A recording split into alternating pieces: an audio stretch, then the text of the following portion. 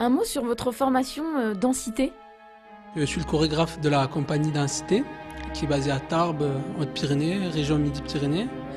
Donc c'est une compagnie qui existe depuis 6 ans, donc qui en a son troisième spectacle. Donc troisième spectacle qui est en cours et qui s'appelle Pas si compliqué. En fait, ce spectacle-là raconte un peu l'histoire des parcours de jeunes chorégraphes dans le hip-hop ou même dans d'autres disciplines.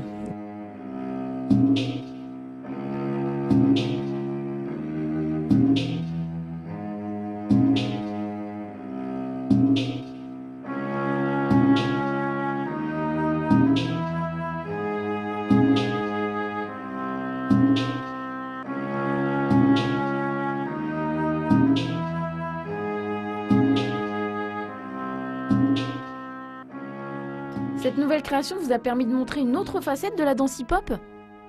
Nous, en fait, sur scène, on essaye de dire des choses. Donc, on essaye d'exprimer des choses. Et c'est vrai que ça sort un peu du contexte hip-hop pur, ce qu'on peut appeler hip-hop pur. C'est quand même pour nous du hip-hop, parce que voilà, c'est le hip-hop, il est en constante évolution. Et c'est vraiment, le prolongement du hip-hop sur le plateau scénique et pas forcément sur les compétitions de danse comme les battles.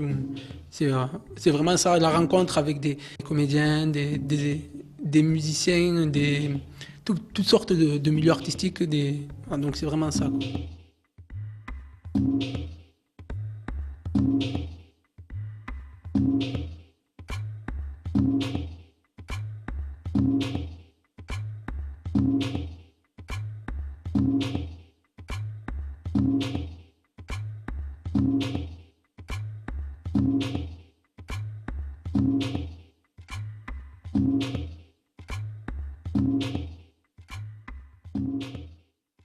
Notre chaîne de télévision Téléson fête ses 20 ans. Vous avez une anecdote autour de vos 20 ans?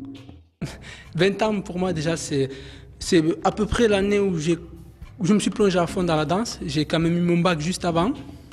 Et donc voilà, c'est un peu l'arrêt de mes études et le départ dans une carrière un peu artistique, même si c'était que les prémices d'un jeune artiste qui débutait. Mais en tout cas, c'est vrai que les 20 ans, à moi, ça sonnait un peu comme voilà, le réveil du danseur et du chorégraphe en devenir.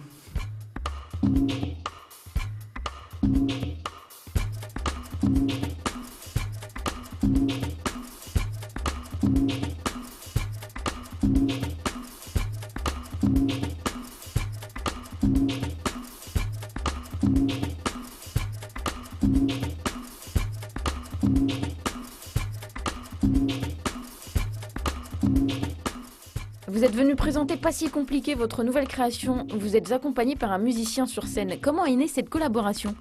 Nous, jeunes danseurs hip-hop, on s'est retrouvés plusieurs fois un peu seuls, sans, on va dire pas seuls, mais sans aide déjà sur la pratique même du hip-hop. Donc on se dirige très souvent vers des comédiens, des musiciens. Et dans mon parcours, ça a été un peu ça, ça a été se diriger vers des musiciens, pour essayer de m'accomplir et de créer mon chemin dans le milieu artistique.